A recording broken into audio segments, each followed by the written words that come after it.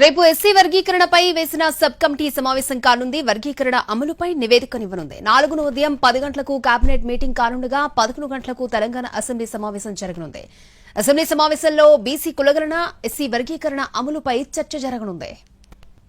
రేపు ఎస్సీ వర్గీకరణపై వేసిన sub committee సమావేశం కానుంది. వర్గీకరణ అమలుపై నివేదికనివ్వనుంది. 4న ఉదయం 10 గంటలకు కేబినెట్ మీటింగ్ కానుండగా 11 గంటలకు తెలంగాణ అసెంబ్లీ సమావేశం జరగనుంది.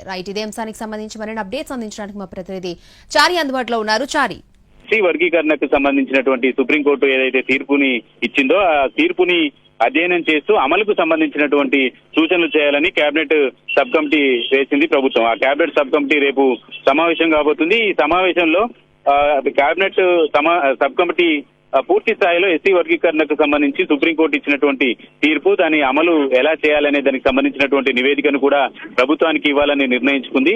ఇప్పటికే ఆ నివేదికను కూడా సిద్ధం చేసినట్టు సమాచారం ఉంది.